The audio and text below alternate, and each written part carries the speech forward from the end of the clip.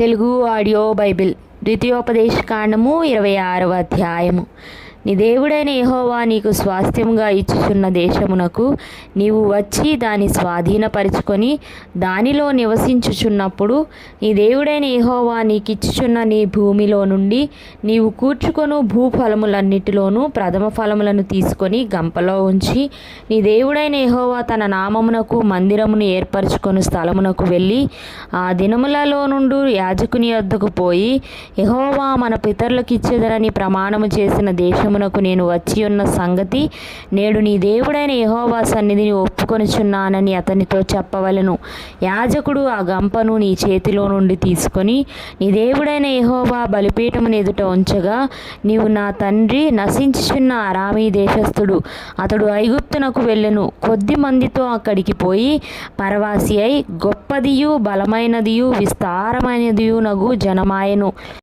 ఐగుప్తీయులు మనలను హింసపెట్టి మనలను బాధపరిచి మన మీద కఠిన దాస్యము మోపగా మనము మన పితరుల దేవుడైన యెహోవాకు మొరపెట్టినప్పుడు యెహోవా మన మొరను విని మన బాధను ప్రయాసమును మనకు కలిగిన హింసను చూచెను. అప్పుడు యెహోవా బాహుబలము వలనను చాపిన చేతి వలనను మహాభయము వలనను సూచక క్రియల వలనను మహత్కార్యముల వలనను ఐగుప్తులో నుండి మనలను రప్పించి ఈ స్థలమునకు మనలను చేర్చి పాలుతేనెలు ప్రవహించు దేశమై ఉన్న ఈ దేశమును మనకిచ్చెను. కాబట్టి యెహోవా నీవే నాకిచ్చిన భూమి యొక్క ప్రథమ ఫలములను నేను తెచ్చి ఉన్నానని నీ దేవుడైన యెహోవా సన్నిధిని చెప్పి నీ దేవుడైన యెహోవా సన్నిధిని దాని పెట్టి నీ దేవుడైన యెహోవా సన్నిధిని నమస్కారము చేసి నీకును నీ ఇంటి వారికి నీ దేవుడైన యెహోవా దయచేసిన మేలంతటి విషయము నీవును లేవీయులును నీ దేశంలో ఉన్న పరదేశులను సంతోషింపవలెను. 10వ భాగమిచ్చు సంవత్సరమున అనగా 3వ సంవత్సరమున నీ వచ్చుబడిలో 10వ వంతును చెల్లించి అది లేవీయులకును పరదేశులకును తండ్రి లేని వారికిని విధవరాండ్రకును ఇయ్యవలెను. వారు నీ గ్రామములలో తిని తృప్తి పొందిన తరువాత నీవు నీ దేవుడైన యెహోవా సన్నిధిని నీవు నాకు ఆజ్ఞాపించిన నీ ఆజ్ఞలన్నిటి చొప్పున నా ఇంట నుండి ప్రతిష్ఠితమైన దాన్ని తీసివేసి లేవీయులకును పరదేశులకును తండ్రి లేని వారికిని విధవరాండ్రకును నేను ఇచ్చి ఉన్నాను. నీ ఆజ్ఞలలో దేనిని నేను మీరలేదు, దేనిని మరిచిపోలేదు. నేను దుఃఖములో నుండగా దానిలో కొంచెమైనను తినలేదు, అపవిత్రుడనై ఉండగా దానిలో దేనిని తీసివేయలేదు.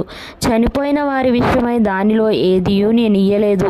నా దేవుడైన యెహోవా మాట విని నీవు నాకు ఆజ్ఞాపించినట్లు సమస్తము జరిపి ఉన్నాను. నీ పరిశుద్ధాలయమగు ఆకాశములో నుండి చూచి నీ జనులైన ఇశ్రాయేలీయులను పాలుతేనెలు ప్రవహించు దేశము అని నీవు మా పితరులతో ప్రమాణము చేసినట్లు మాకు ఇచ్చి ఉన్న దేశమును ఆశీర్వదింపుమని చెప్పవలెను. ఈ కట్టడలను విధులను గైకొనమని నీ దేవుడైన యెహోవా నీకు ఆజ్ఞాపించి ఉన్నాడు గనుక నీవు నీ పూర్ణ హృదయముతోనూ నీ పూర్ణ ఆత్మతోనూ వాటిని అనుసరించి నడుచుకొనవలెను.